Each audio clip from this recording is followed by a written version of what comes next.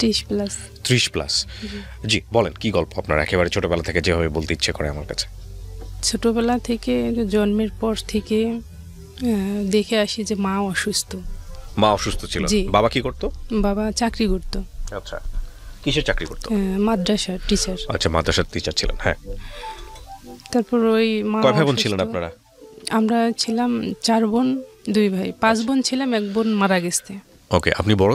আমি সবার ছোট। সবার ছোট ছিলেন আপনি? জি। ওকে। মা অসুস্থ, মানে প্রায় হাসপাতালে থাকতেন। হ্যাঁ। পরে বড় হয়ে আমি শুনি যে জন্মের পরে আমাকে নিয়মিত দুধ খাওয়াইতে পারতেন না, আমার চাচির দুধ খাওয়াইতেন। আচ্ছা, ওই ওকে। হাসপাতালে থাকতো। তারপর এই তো আস্তে আস্তে এইভাবে বয়স যখন আমার 7-8 বছর, তখনও প্রায় ওই একই ওইভাবেই আচ্ছা, চলে। এখন ওই বয়স থেকেই মনে করেন যে সংসার দেখাশোনা করার লাগতো আমার। ওই হাসপাতালে মাকে নিয়ে সবাই থাকতো, আর আপনি সংসার দেখাশোনা আমি করতেন? সংসার দেখাশোনা করতাম। এমন পর্যায়ে যে মানে এখন তো অনেক লোকজন হয়েছে, তখন সেরকম লোকজনও ছিল না আর কি। আচ্ছা। ভয় ভীতি সবসময় মনে একটা কাজ করতো। এভাবে চলতে চলতে 2001 সালের দিকে আমার মায়ের একটা অপারেশন হলো। আচ্ছা।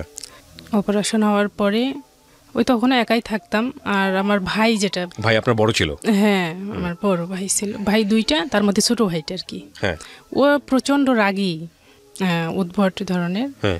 তো সামনে দাঁড়াইয়ে কথা বলতে পারতাম না। ওই যে মা হাসপাতালে থাকতো, বাড়িতে আসতো, জানতেও পারতাম না যে মা কেমন আছে কেমন নাই। হ্যাঁ।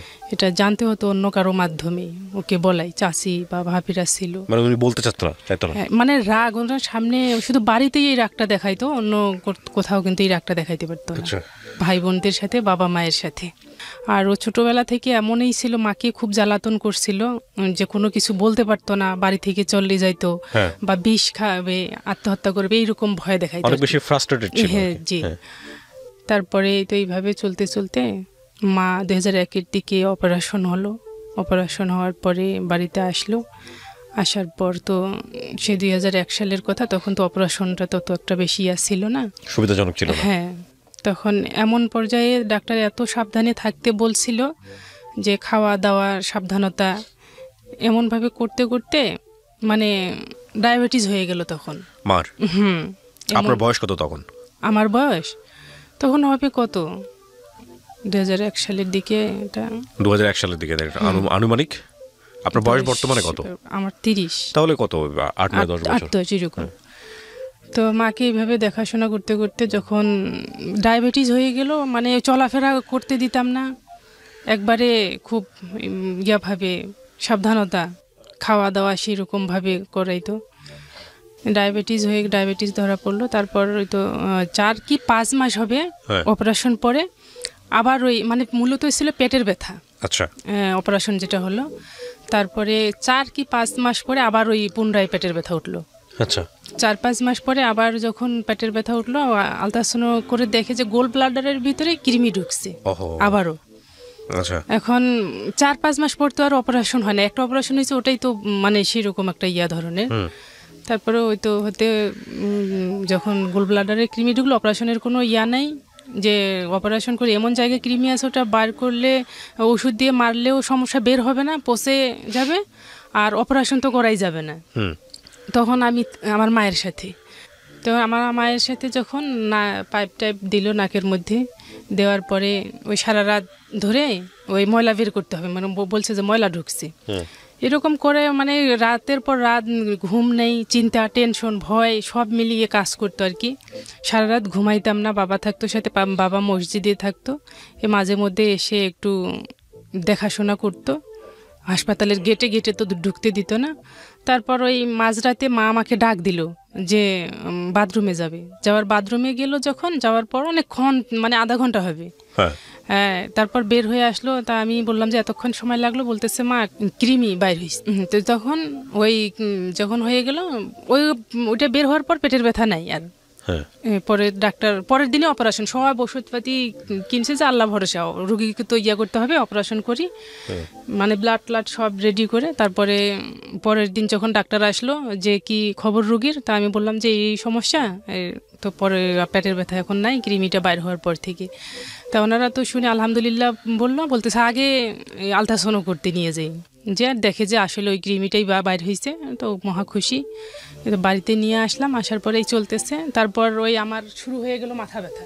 হ্যাঁ মাথা ব্যথা শুরু, কিন্তু আমি বলি না আর কি, মা তো এমনি অসুস্থ, বলি না ওইভাবে থাকি। তারপরে হইতে হইতে যখন একটু মানে বড় হতে শুরু করলাম, মাথার ব্যথাও দ্রুত বাড়া শুরু করলো। একদিন হঠাৎ মানে আমার কোনো চেঞ্জ নাই মাথা ব্যথা। তারপর ওই নিয়ে গেছে ডাক্তারের কাছে, ডাক্তার ওষুধ দিচ্ছে, ইঞ্জেকশন করছে। তো ডাক্তারের কাছে এইভাবে মাথা ব্যথা উঠতেই থাকে, ডাক্তারের কাছে নিয়ে গেল। ডাক্তার বললো যে এটা বিয়ের পর বিয়ে দিলে হয়তো ঠিক হয়ে যাবে, আর ওটা টেনশন করা যাবে না, চিন্তা ভাবনা করা যাবে না এগুলোর কারণে। আর মা ছিল যে অসুস্থ, বললাম মাকে নিয়ে, মায়ের ইচ্ছা ছিল, বাবার ইচ্ছা ছিল যে মা মরে গেলে, তখন আমরা 2 বোন আর কি অবিবাহিত ছিলাম, 2 বোনের বিয়ে হয়ে গেছে। তা বললো যে মা মরে গেলে, মা মরা মেয়েকে কেউ সহজে বিয়ে করতে চায় না, মেয়ের বিয়ে দিয়ে দিই তাড়াতাড়ি। মানে আপনার বিয়ে? হ্যাঁ, এর মধ্যে বড় বোনের বিয়ে হয়ে গেল, আর তারপর আমার। কিন্তু আমার বিয়ের আলাপ চলছিল, অনেককে নিষেধ করছিল যে বিয়ে এখন দেওয়ার দরকার নেই, মেয়ের বয়স হয়নি, তাছাড়া কিছুদিন আগেই বড় বোনের বিয়ে হয়ে গেছে, বিয়ে দেওয়ার দরকার নেই।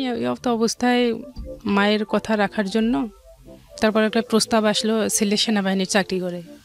তো ওরা হচ্ছে 2 ভাই, বোন নাই, বাড়ির কাছেই। আর প্রস্তাবের মাধ্যমে আর কি এক পর্যায়ে বিয়ে ঠিকও হয়ে গেল। বিয়ের ঠিক হওয়ার প্রথমের দিকে ওনারা যৌতুক চাইছিল। যখন যৌতুকের, আমার বাবা কিন্তু মাওলানা মানুষ একজন, তো আমার বাবা রাজি ছিল না, যৌতুক দিবে না।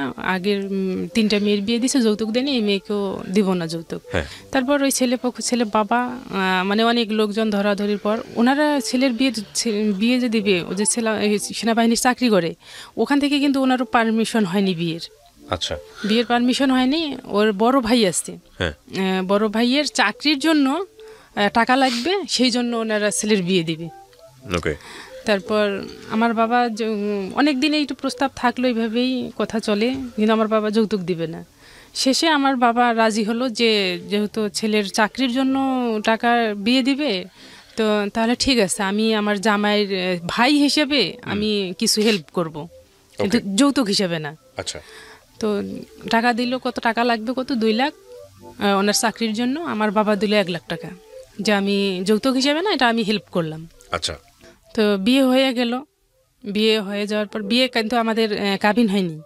আচ্ছা, কাবিন হয়নি, ওই যে ওরও বয়স হয়নি, আমারও বয়স হয়নি, এমনি কাজী আমাদের পরিচিত, এমনি একটা ইয়ার মধ্যে সাইন করে বিয়েটা হয়ে গেল।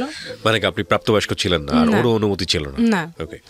তো যখন এইভাবে হয়ে গেল, কথা ছিল যে এমনিতেই রেজিস্ট্রি মানে মোহর করে, ছেলে তো বাইরে থাকে, মেয়ে এখানে থেকে লেখাপড়া করবে, সমস্যা নেই, আমরা নিয়ে যাব না। আচ্ছা। তো হঠাৎ যেদিন ওই ছুটিতে আসছে, আসার কথা ছিল 4-5 জন, তো হঠাৎ করে ওনারা ফোন দিয়ে বলে যে না, আমরা একবারে মেয়ে নিয়েই আসবো, সেইভাবে আয়োজন করেন। তো সেইভাবে হঠাৎ করে একদিনের মধ্যে এইভাবে আয়োজন নিয়ে গেল, বিয়ে হলো। হওয়ার পরে 2.5 মাস পর ছুটিতে আসলো, আসার পর আবার চলে গেল। এর মধ্যে আমি বেবি কনসেপ্ট করি। আচ্ছা। করার পর তারপরে হচ্ছে যে মূলত এখানে ওই যে ভাইটার কথা বলছিলাম, ভাইটা ওই যে রাগারাগি করতো মায়ের সাথে, হঠাৎ একদিন চলে যাচ্ছে বাইরে চলে যাবে, বাড়িতে থাকবে না, কি কথা কাটাকাটি হয়েছে। তো আমি মানে সেরকম একটা গ্রামের ঝগড়া লাগলে আর কি, যেরকম আমি গেছিলাম, আমাকে পা দিয়ে একটা লাথি দিছে আমার পেটে। আপনার আপন ভাই? আমার আপন ভাই, ছোট ভাইটার কথা বললাম, যে আমার যখন পা দিয়ে লাথি দিছে, তখন আমি সামনে ছিল একটা গাছ, ওই গাছে যে ধাক্কা খাইছে আর কি, ধাক্কা খাওয়ার পরে এই পাটাতে এইখানে লাগছিল, লাগছিল, লাগার পরে মানে এমনি ব্লিডিংও হচ্ছিল আমার, ওই যে পেটে লাথিটা মারছে। হ্যাঁ, তখন এই পায়ে তো এই রক্ত জমাট হয়ে গেল, রক্তটা বের হয়নি। আর আমি কিন্তু কাউকে বলিনি এগুলো হয়েছে, যা ওকে নিয়েই তো সমস্যা চলতেছে, অশান্তি। তারপরে এটা নিয়ে অনেকদিন পর যখন পায়ের ব্যথা শুরু হয়ে গেছে, ডাক্তারের কাছে গেছিলাম, তা ডাক্তার বলছিল যে কোনো আঘাত পাইছো নাকি? তা আমি বলছি যে এই সমস্যা, তাহলে ভুল হয়ে গেছে, এটা তখনই ব্লাডটা বের করার লাগতো। আর ওই তখন থেকেই আমার এই পাটার মানে প্রচণ্ড ব্যথা, ব্যথা একবারে কি বলবো, যে একবার কোমর থেকে পায়ের আঙ্গুল পর্যন্ত ব্যথা ওই তখন থেকেই। আর ওই ডাক্তার বলছিল যে ভবিষ্যতে বাচ্চা হওয়ার সম্ভাবনা কম আঘাতটার পাওয়ার কারণে। তারপরে যখন এইভাবে 2-2.5 মাস পরে বেবি কনসেপ্ট করলাম, করার পরে যখন শুনলাম, তো বাবা মা তো শুনে খুশি যে যাই হোক ডাক্তার যেটা বলছিল যে ভয়টা কেটে গেছে। আর আমার শ্বশুর শাশুড়ি বলছিল যে মেয়ে লেখাপড়া করবে, আমার বৌমাকে লেখাপড়া করাবো, মেয়ে নাই আমাদের, লেখাপড়া করাবো। তো ওনারা বাচ্চাটা রাখবে না, আমার শাশুড়ি। তো অনেক ওষুধপাতি, আর আমারও সেরকম অবস্থা খারাপ, পেটে বাচ্চা আসলে, হ্যাঁ মানে বমি এমন হয়েছিল যে খাওয়া তো দূরে থাক, মানে কোনো কিছু গন্ধও নিতে পারতাম না আর কি, স্যালাইনের ওপর থাকতে হতো। সেই সময় আমিও চাচ্ছিলাম না যে হোক, আমি বলছিলাম যে আচ্ছা ঠিক আছে না হোক এটা। তারপরে অনেক ওষুধপাতি খাওয়ার পর তারপরও কোনো কিছু হলো না যখন, তা আমার শ্বশুর বলতেছে ঠিক আছে এত কিছু করার পরও যখন হলো না, থাক কি হয় হোক, বাচ্চাটা থাক। এই তো বাবু হলো, আমার বাচ্চাটা হলো যখন ছেলে হয়েছে, সিজার করে হয়েছে। হওয়ার পরে ছেলেটার আমার বয়স যখন 1 কি 1.5 বছর, তখন ওই হঠাৎ করে একদিন ফোন আসলো আমার শ্বশুরের কাছে। আপনি তখন শ্বশুর বাড়িতে? হ্যাঁ, আচ্ছা। আমার শ্বশুরের কাছে ফোন আসলো যে আপনার ছেলে জেলখানায় আসছে, আমার হাজবেন্ড। আচ্ছা, কারণ ছিল কোনো? আপনি জানতেন তখন কোনো কারণ? না না, জানেন না। আচ্ছা, কারণ যখন ছিল, যখন বললো যে এরকম, তা আমার শ্বশুর বাড়িতে এসে আমাকে বলতেছে যে বৌমা তোমার ভাইকে ফোন দাও, ঢাকায় যেতে হবে। কেন? তা আমাকে বলতেছে না, বলতেছে আগে খবর দাও। পরে শুনলাম যে এই ঘটনা, কিন্তু না আসা পর্যন্ত জানতে পারতেছি না আসলে কারণটা কি। তো আমার শ্বশুর বলল যে আগে যাই, যাওয়ার পরে দেখি। ওনার ছেলে কয়জন? 2টা। আপনার জামাই কি বড় ছিল? না, ছোট ছিল। আর বড়জন কি করতো? ও তো কিছু করতো না, ওর চাকরির জন্য, পরে তো চাকরিও হইল না। আচ্ছা আচ্ছা, ওকে।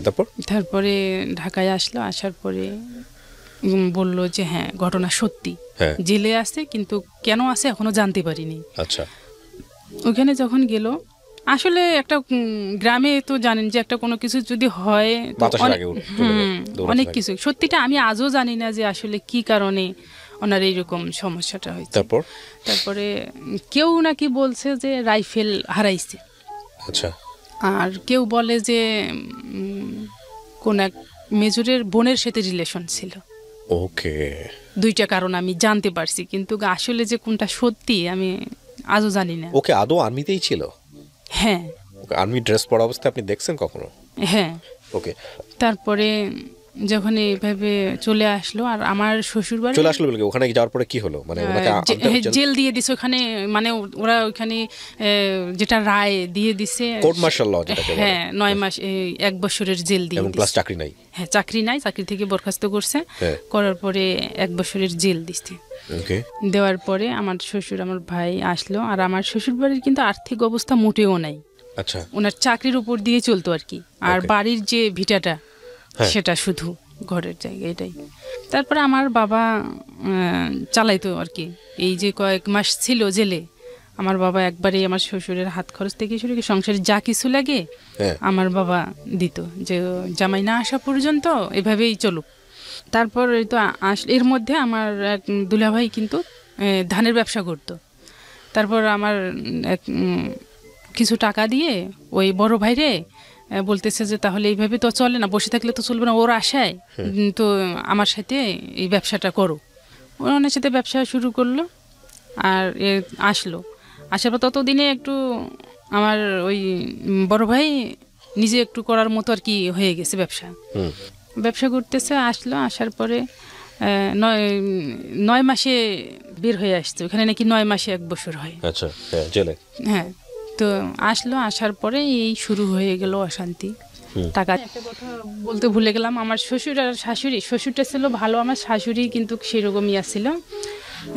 কথায় কথায় কিন্তু আমাকে মানে টর্চার করতো খুব, শাশুড়ি। আর গায়েও হাত তুলতো।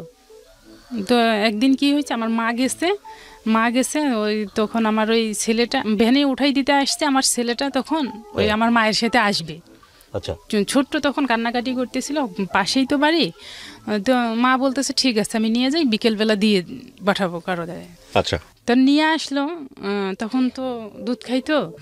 তো সন্ধ্যা হয়ে যাচ্ছে, সন্ধ্যার সময় দিয়ে যাওয়ার কথা, তা আমি রাস্তার দিকে আর কি দেখতেছি বাড়ি থেকে বের হয়ে যায় কেউ নিয়ে আসতেছে নাকি। হ্যাঁ, তো ওই যে বের হয়েছি এটার জন্য খুব আমার সাথে শুরু করে দিছে যে বাচ্চাকে পাঠাই দিয়ে এখন ঢং শুরু করে দিছো, অমুক তমুক, বাচ্চাটা কি কান্নাকাটি করতেছে এখনো দিয়ে পাঠাচ্ছে না। তা আমি করছি যে কান্না করলে আবার রাখতে পারে, তো দিয়ে দিত। এই কথা বলাতে উনি আমাকে এসে সেইভাবে মারা শুরু করে দিয়ে দিল।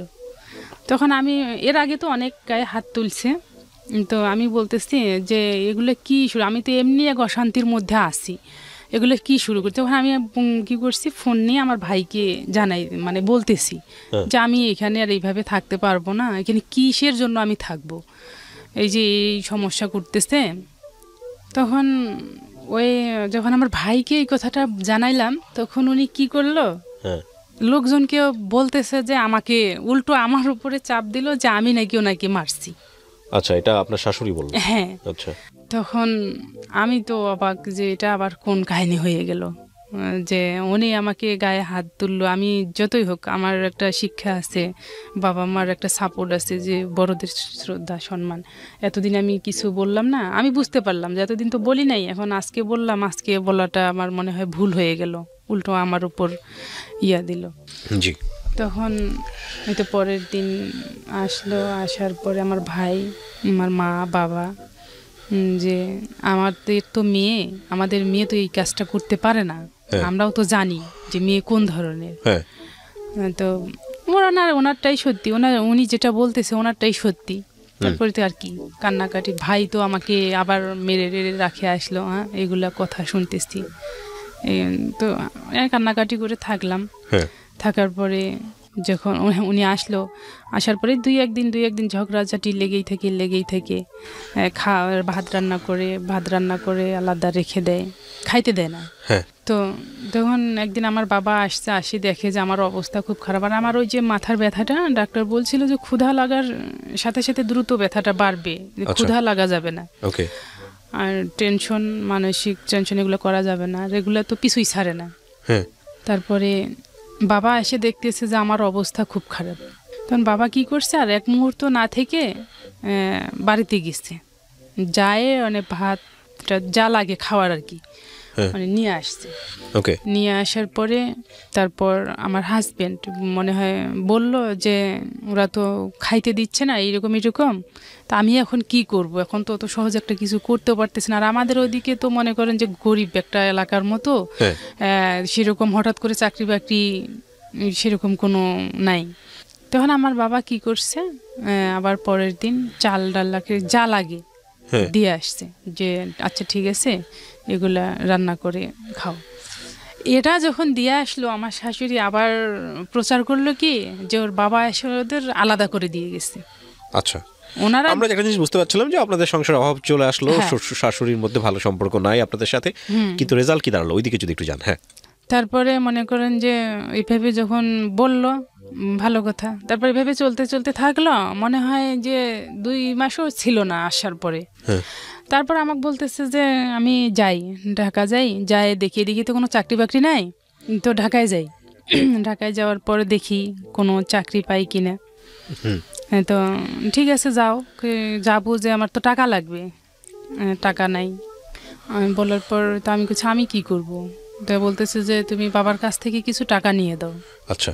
তো আমার বাবাকে ফোন করলাম, তা বলতেছে মা টাকা তো সবসময় হাতে থাকে না, তো ঠিক আছে তুমি দেখো এখানে কারো কাছ থেকে পাও কিনা, তুমি নিয়ে দাও, পরে বেতন উঠাই আমি দিয়ে দেব। তারপরে একজনের কাছ থেকে আমি 3,500 টাকা চাইলাম, 5,000 দিল, 3,500, আমার কাছে এখন টাকা নেই।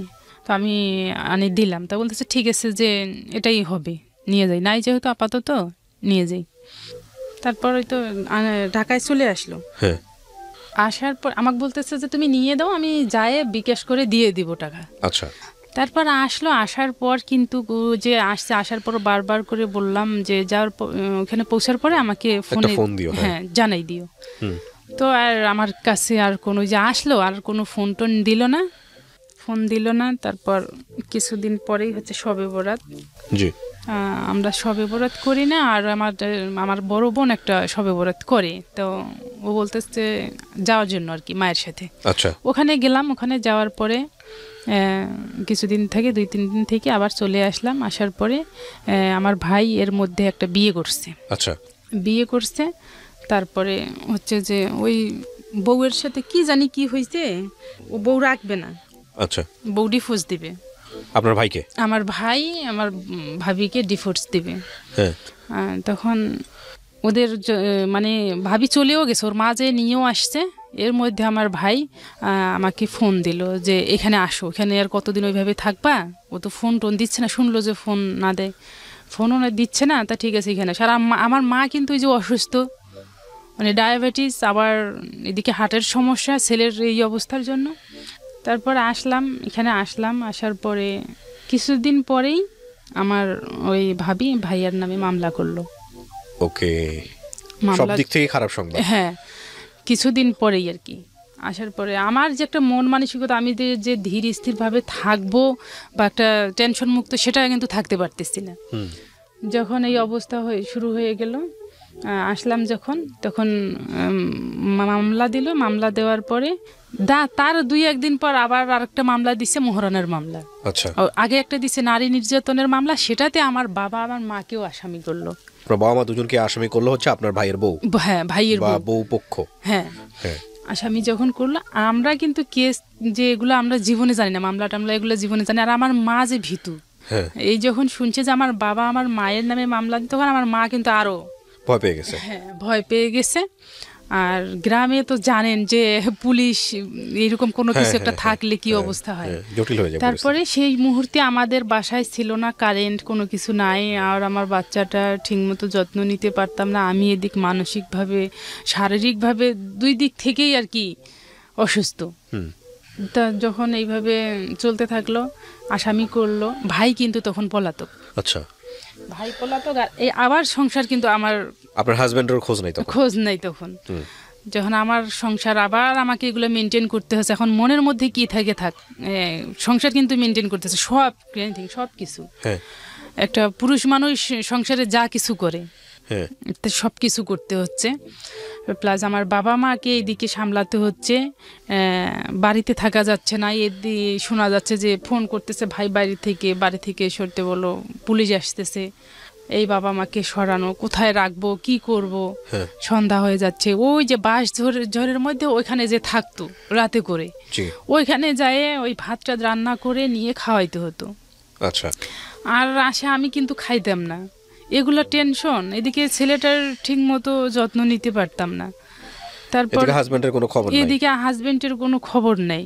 এভাবে যখন, তো আমি প্রায় পাগলের মতো, তখন এইভাবে যখন চলতে থাকলো, তারপর ভাই কি করলো, কিছুদিন পর আসলো, আপনার হাজিরা দিতে হবে, আসামির হাজিরা দিতে হবে। এই হাজিরাতে শোনা যাচ্ছে যে কোনো ক্রমেই ওনার জামিন পাওয়া সম্ভব না। আচ্ছা।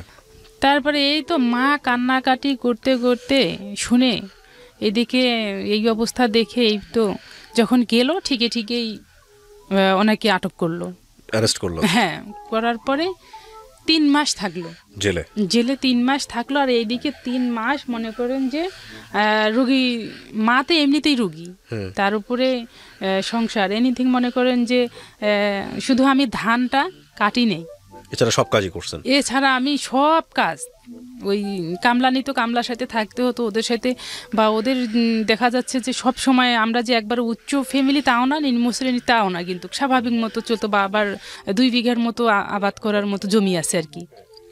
এগুলো মাঝে মধ্যে নিজে সব কিছু করতে হতো। 3 মাস যখন এইভাবে চললো, তো বের হয়ে আসলো। আসার পর এর মধ্যে আমি চিন্তা ভাবনা করলাম কি, যে আমাকে কিছু একটা করতে হবে মনে হয়। আচ্ছা। আমার ছেলে আছে, আমাদের ছেলে বড় হচ্ছে, তো একদিন কিসের জন্য জানি দোকান আসছে, কি নিয়ে দিতে পারেনি, এই ছেলেটা খুব কান্নাকাটি করতেছে। আচ্ছা, তো এক ভাবি আমাকে বলতেছে এখনো তো কিছুই হয়নি, আর কয়েকদিন পর যাক, এটা যাবে সেটা যাবে, তখন বুঝবা। তো এই কথাটা কেন জানি আমার মাথায় আসলো। তো আমি বলতেছি যে আমাকে কিছু হয়তো একটা করতে হবে ছেলের জন্য। তো আমার ভাইকে আমি বললাম যে আমি কিন্তু কিছু একটা করব। তা বলতেছে কি করবা? আমি, আমার এক চাচাতো বোন আবার ঢাকায় গার্মেন্টস করে। জি। তো এর মধ্যে ওনার সাথে আমার কথা, তো বলতেছে যে তুমি যদি যাও তাহলে আমাকে জানাইও, আমরা একসাথেই থাকবো। তা আমি বললাম যে আমি ওর সাথে যাই, কিছু একটা তো করতে হবে। এখন এদিকেও ফোন করতেছে না। তারপর বলতেছে যে না, এখন এইভাবে রেখে যাওয়াটা কি সম্ভব? বাড়িতে এইরকম সমস্যা, দেখাশোনা, মাকে দেখাশোনা করার লাগবে। আর ওই যে মায়ের মনে করেন যে সকাল বিকাল ইনসুলিন দেওয়ার লাগে, ওষুধ নিয়মিত, নাস্তা নিয়মিত, মানে একটা লোক ওনার পিছনেই লাগতো। তো চিন্তা করলাম যে কথাটা তো ঠিক, কিন্তু আমারও তো কিছু করার লাগে। তো ভাই যখন এইভাবে বললো, আসি, এভাবে চলতে থাকলো। চলতে থাকার পর ঢাকায় আবার আসলো আমার ভাই, কিসের জন্য জানি আসছিল। তখন আমার ভাই, তখন আমার কাছে ফোন যে আসছে আমার হাজব্যান্ড জানে না, আমার ভাই পরে আমাকে ফোন দিছে। তো আমার ভাইয়ের নাম্বার ছিল আমার হাজব্যান্ডের কাছে, আমার ভাইকে ফোন দিছে 1.5 বছর পর। ফোন দিয়ে বলছে যে ভাইয়া বললো। তা আমি বললাম যে আমাকে নাম্বারটা দাও। নাম্বার নিয়ে কি করবার, যে নাম্বার 20-22 টাকা মিনিট কাটে, আমি ফোন দিছিলাম 20-22 টাকা মিনিট কাটে, তো টাকা কই পায় ফোন দিবা। তো দেও নাম্বারটা। আমি নিলাম, নেওয়ার পর ফোন দিলাম, মিসড কল দিলাম, কল দিল। দেওয়ার পর আমি কথা বললাম যে কি সমস্যা, এতদিন ফোন নাই, ফোন দাও না। আমি ভারতে আসছি, কিন্তু আমার আরও যাইতে দেরি হবে। আচ্ছা, তা দেরি হবে, একটা তো কথা আছে। আমি সমস্যার মধ্যে আছি, সমস্যার মধ্যে আছি। ভালো, কোথায় আছি এটা বললো না, কি জানি জায়গাটার নাম বলছিল, মনে নেই। তার কিছুদিন পরেই মনে হয় হচ্ছে ঈদ। ঈদ তো ঈদের দিন বিকেলবেলা ফোন দিল। ফোন দিয়ে 2 মিনিট কথা বলছে আমার সাথে, আমি ব্যস্ত আছি, পরে কথা বলবো। আচ্ছা। তার কিছুদিন পর আমি আবারও ফোন দিলাম, রাত 2টার সময় কথা বলবো। তো আমি ফের আবার ওই রাত 2টা পর্যন্তই থাকলাম জেগে। 2টা পর্যন্ত, যখন 2টা পার হয়ে গেল ফোন দিল না, তখন আমি ফোন দিলাম।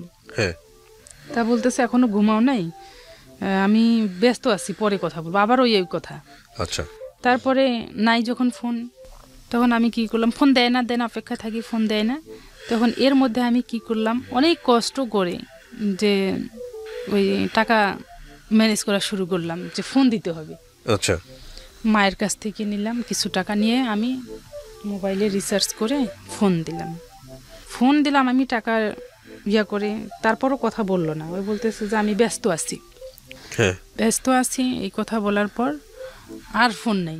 পরে ফোন দিই, ফোন বন্ধ। যে নাম্বারে ফোন দিছিল ওই নাম্বারে ফোন বন্ধ। তারপর মানে মাঝে মাঝে চালু করতো। আমার এক বোন ফোন দিছে, বলছে যে কি তুমি কি বিয়ে টিয়ে করছো নাকি? ওকে বলছে? হ্যাঁ।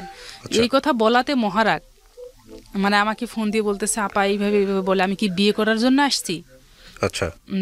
তা আমি করছি বলতে পারে, বোন বলতে পারে, তুমি তো কোনো খোঁজ খবর নিচ্ছ না, কোনো বলতেছ না, কোনো ইয়া নেই, বোন বলতে পারে, এটা কি সেটা নির্লিম চলবে? তো যখন এইভাবে বললো, আর কিছুদিন পর ফোনই বন্ধ।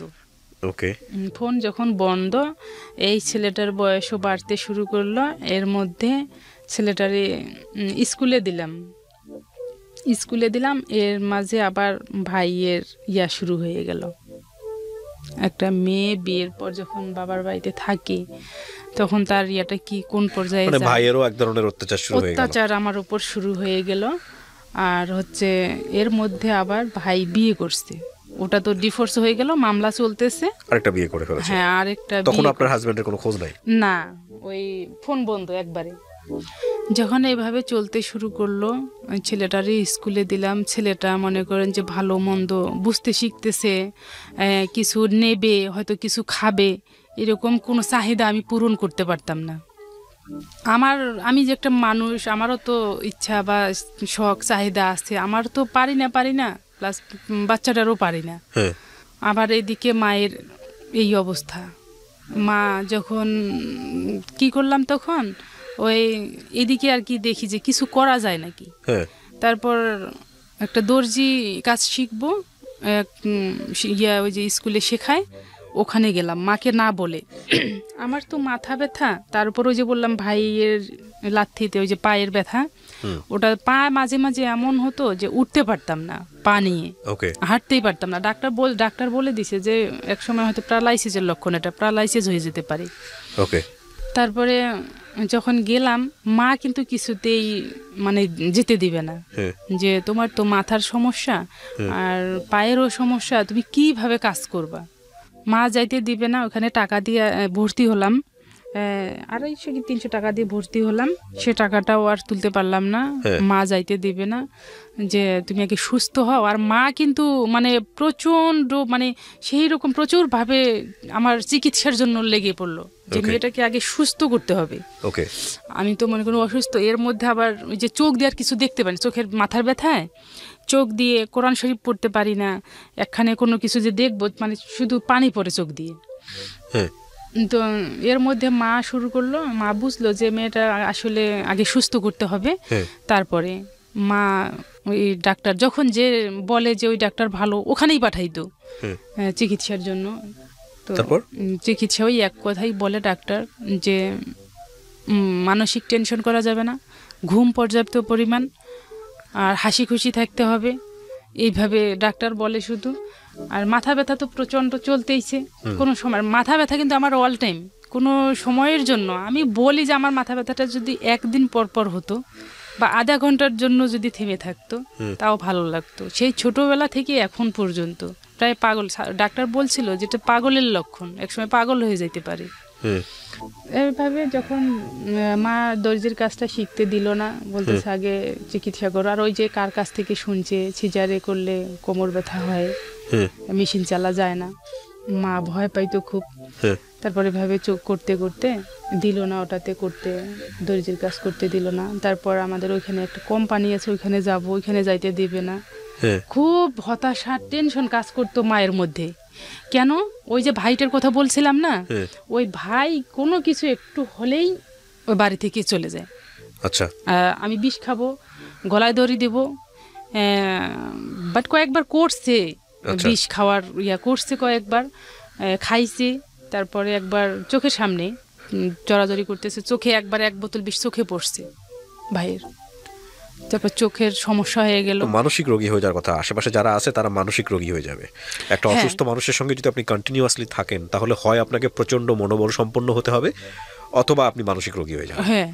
যখন এইভাবে করতে শুরু করলো, কি বলবো আর, তখন ভাই ওই যায় যে বিয়ে যে করলো না, সেকেন্ড বিয়ে যে করলো, তখন আর ওই বউকে বাড়িতে আনে না। বাড়িতে না আনার কারণ হচ্ছে 2টা। ফার্স্ট হচ্ছে আমার বড় ভাইয়ের সাথে, বড় ভাই আলাদা খায়, বড় ভাইকে দেখতে পারে না, প্লাস আমাকে বাড়ি থেকে বের না করলে বউ আনবে না, আর বাড়ি আলাদা না করলে এক উঠানে বউ উঠাবে না। মা কি করে, মা 2টার মধ্যে একটাও সাপোর্ট করতে পারে না। মেয়েকে আমি কোথায় ফেলবো, আর বাড়ি আলাদা কিভাবে করে দিব ওরে, ও করুক। এইভাবে যখন চলতে থাকতে থাকতে তখন ওই ভাইয়ের আবার বাচ্চা হলো একটা বাবার বাড়িতেই। তো তারপরও বউ নিয়ে আসতেছে না। আর এর মধ্যে তো মা অসুস্থ আছেই, এর মধ্যে একবার বাবা ব্রেন স্ট্রোক করলো, তারপর মা ব্রেন স্ট্রোক করলো, করার পরে আরো সমস্যা।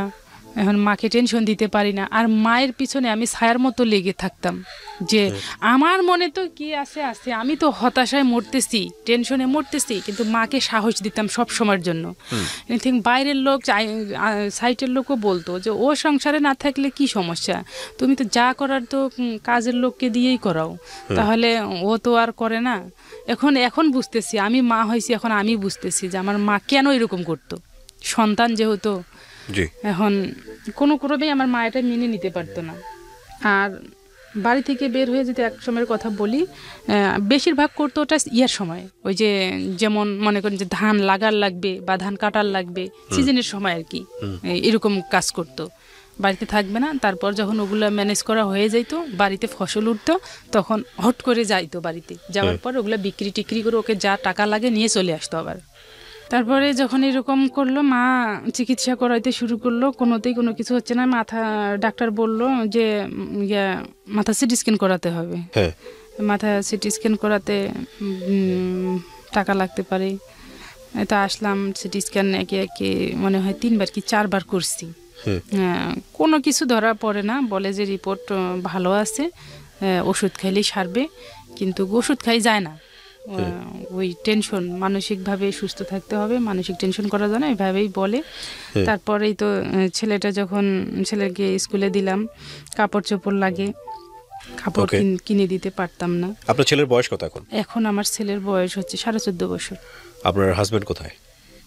হাজবেন্ড এখনো ওই অবস্থায় আছি। ওই অবস্থা বলতে কোনো খবর নেই। ওই যে গেছে, এরপর আর কখনো আসে নাই? না।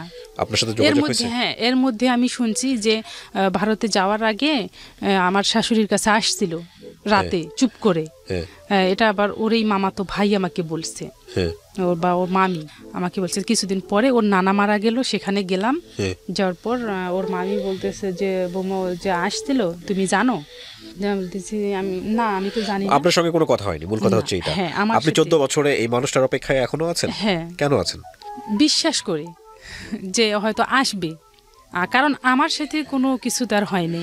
আপনার সঙ্গে একবারের জন্য যোগাযোগও করতে পারলো না? না। আপনি কোনো থানায় গিয়ে কোনো মামলা করা, কোনো করা, কোনো কিছু করেননি? না। ওর মানে যে সন্তান, আপনার যে ছেলে, সে দেখতে চায় না তার বাবাকে?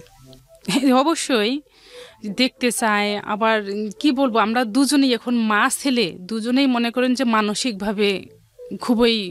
আপনি বর্তমানে কিভাবে চলে আপনার সংসার? আমার যে অবস্থা, আমি তো কোনো জ্ঞানজামের মধ্যে যাইতে পারি না, বা লোকারণের মধ্যে যাইতে পারি না। আপনার সংসারটা কিভাবে চলে? অর্থনৈতিকভাবে আপনি সাপোর্ট পান কোত্থেকে? কোনো কারো কাছ থেকে সাপোর্ট নেই। আর এখন আমি বর্তমান যেটা আসছে, কারো কাছ থেকে সাপোর্ট না থাকলে আপনি তো বাতাস খেয়ে বাঁচেন না, সেটাই জানতে চাচ্ছি আমি, যে রুটি রুজিটা কোত্থেকে আসে, কে দেয় সাপোর্ট আপনাকে? কেউ দেয় না। বর্তমান যেটা হচ্ছে যে আমি ওই যে বললাম জানি নারায়ণগঞ্জে থাকি, সে নারায়ণগঞ্জে এক লোকের বাসায় আছি। আচ্ছা, ওখানে কাজ করেন আপনি? আমি কাজ করতেছি। কাজ করে আপনাকে কিছুটা সাপোর্ট দেয়, ওটা দিয়ে আপনার সংসার চলে? হ্যাঁ, ছেলেটাকে লেখাপড়া করাচ্ছি, কিন্তু লেখাপড়া তো নাই, ছেলেটার এর মধ্যে লেখাপড়া বন্ধ হয়ে গেল। আপনি আমাকে জাস্ট এক লাইনে একটা কথা বলেন, আপনার এই হাজবেন্ড না থাকলে, হাজবেন্ডের অপেক্ষায় থাকলে একটা মেয়ের সংসারে কি হতে পারে, এটা আমার ধারণা আছে। আপনি এই গল্পটা কেন রেডিওতে বললেন আজকে, শুধু এটুকু বলেন আমাকে। হ্যাঁ, কারণ হচ্ছে যে মূলত যে আসলে আমি কখনো কাউকে এভাবে মনের কথাগুলো যে কখনো কাউকে বলতে পারিনি, কাউকে শেয়ারও করেননি। কাউকে শেয়ার করব আপনি শুনতেন এই গল্পগুলো রেডিওতে যেগুলো প্রচার হয়, এগুলো শুনতেন? আমি এই কথাগুলো 21 সালের শুরুতে থেকে মনে হয় চেষ্টা করেছেন। মানে দেখছি।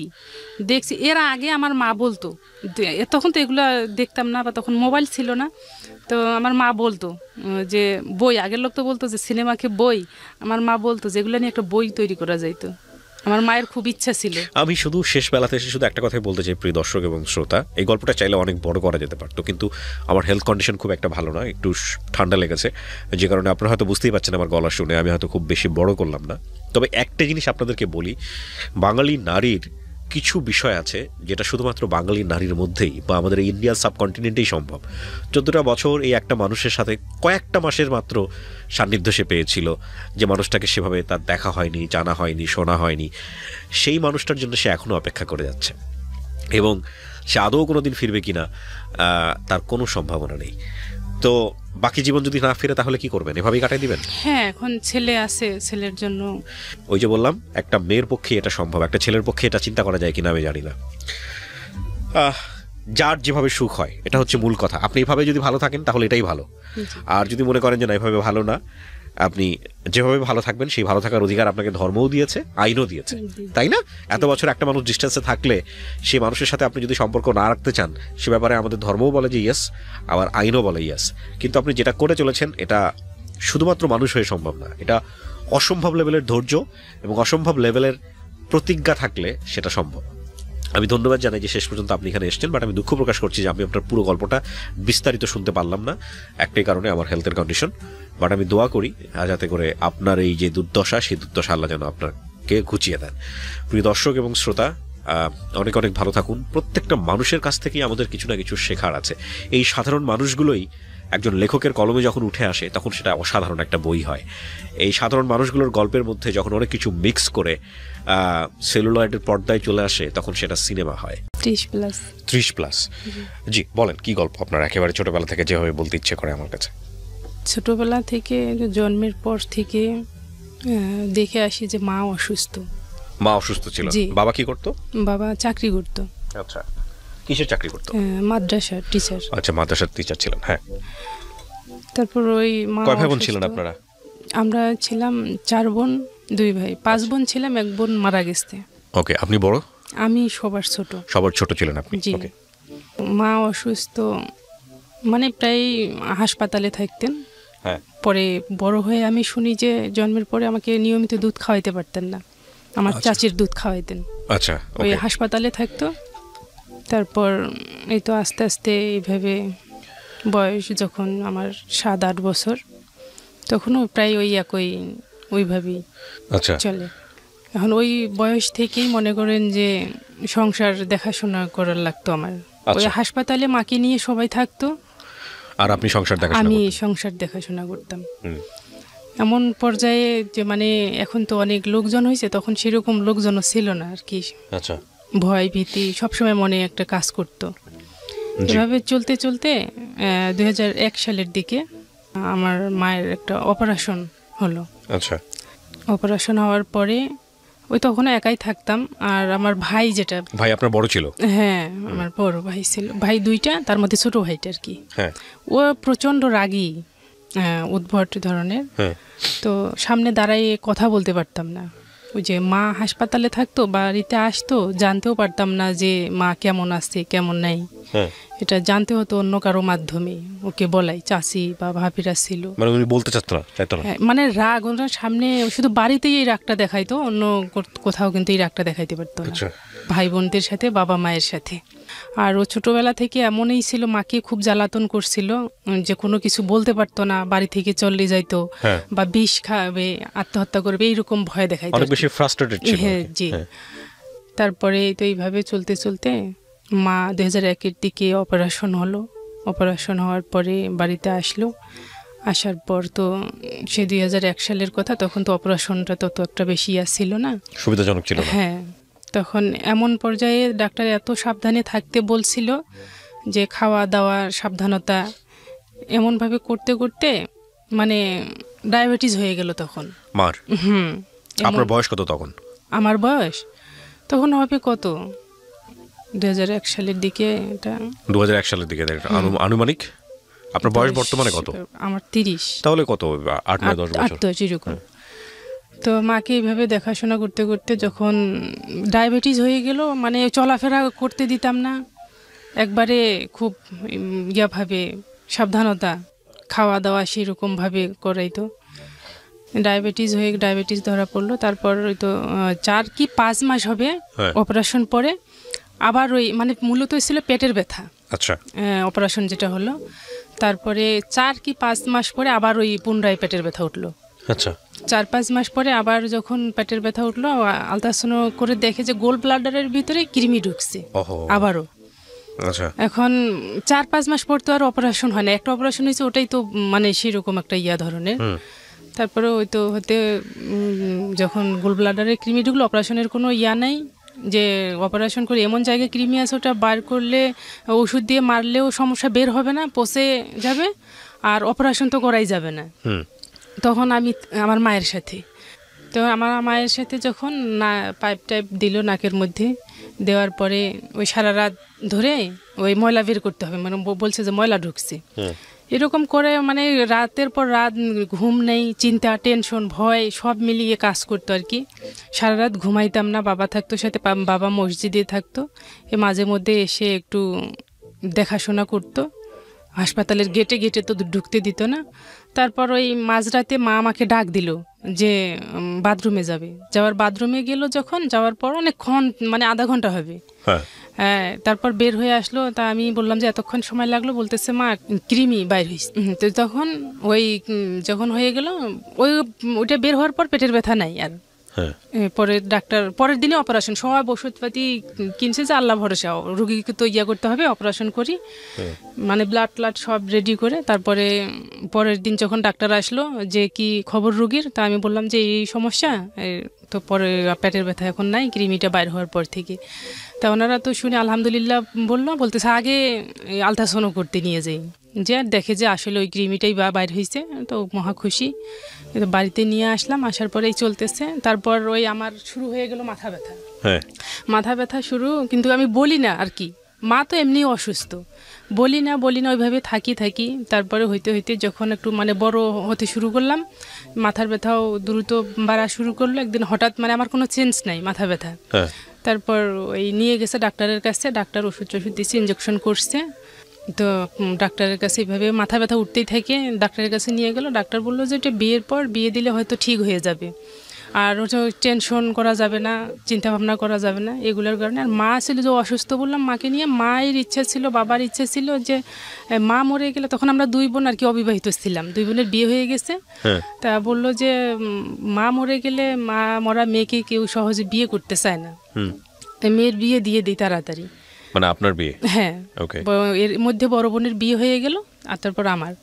কিন্তু আমার বিয়ের আলাপ চলছিল, অনেককে নিষেধ করছিল যে বিয়ে এখন দেওয়ার দরকার নেই, মেয়ের বয়স হয়নি, তাছাড়া কিছুদিন আগেই বড় বোনের বিয়ে হয়ে গেছে, বিয়ে দেওয়ার দরকার নেই। এই অবস্থায় মায়ের কথা রাখার জন্য তারপর একটা প্রস্তাব আসলো, ছেলে সেনাবাহিনীর চাকরি করে।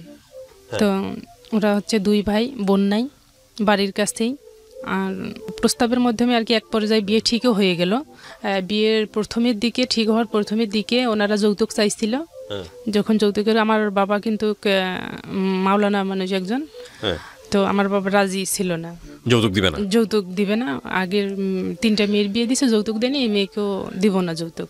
তারপর ওই ছেলে বাবা মানে অনেক লোকজন ধরাধরির পর ওনারা ছেলের বিয়ে যে দিবে, ও যে ছেলে সেনাবাহিনীর চাকরি করে, ওখান থেকে কিন্তু ওনারও পারমিশন হয়নি বিয়ের। আচ্ছা, বিয়ের পারমিশন হয়নি। ওর বড় ভাই আছে, বড় ভাইয়ের চাকরির জন্য টাকা লাগবে, সেই জন্য ওনারা ছেলের বিয়ে দিবে। তারপর আমার বাবা অনেক দিন এইটু প্রস্তাব থাকলো, এইভাবেই কথা চলে, কিন্তু আমার বাবা যৌতুক দিবে না। শেষে আমার বাবা রাজি হলো যে যেহেতু ছেলের চাকরির জন্য টাকা বিয়ে দিবে, তো তাহলে ঠিক আছে, আমি আমার জামাইয়ের ভাই হিসেবে আমি কিছু হেল্প করব, কিন্তু যৌতুক হিসেবে না। আচ্ছা। তো টাকা দিল, কত টাকা লাগবে, 2 লাখ ওনার চাকরির জন্য। আমার বাবা দিল 1 লাখ টাকা, যে আমি যৌতুক হিসেবে না, এটা আমি হেল্প করলাম। আচ্ছা। তো বিয়ে হয়ে গেল। বিয়ে হয়ে যাওয়ার পর বিয়ে কিন্তু আমাদের কাবিন হয়নি। আচ্ছা, কাবিন হয়নি, ওই যে ওরও বয়স হয়নি, আমারও বয়স হয়নি, এমনি কাজী আমাদের পরিচিত, এমনি একটা ইয়ার মধ্যে সাইন করে বিয়েটা হয়ে গেল। মানে আপনি প্রাপ্তবয়স্ক ছিলেন না, আর ওরও অনুমতি ছিল না? না। তো যখন এইভাবে হয়ে গেল, কথা ছিল যে এমনিতেই রেজিস্ট্রি মানে মোহর করে, ছেলে তো বাইরে থাকে, মেয়ে এখানে থেকে লেখাপড়া করবে, সমস্যা নেই, আমরা নিয়ে যাব না। আচ্ছা। তো হঠাৎ যেদিন ওই ছুটিতে আসছে, আসার কথা ছিল 4-5 জন, তো হঠাৎ করে ওনারা ফোন দিয়ে বলে যে না, আমরা একবারে মেয়ে নিয়েই আসবো, সেইভাবে আয়োজন করেন। তো সেইভাবে হঠাৎ করে একদিনের মধ্যে এইভাবে আয়োজন নিয়ে গেল, বিয়ে হলো। হওয়ার পরে 2.5 মাস পর ছুটিতে আসলো, আসার পর আবার চলে গেল। এর মধ্যে আমি বেবি কনসেপ্ট করি। আচ্ছা। করার পর তারপরে হচ্ছে যে মূলত এখানে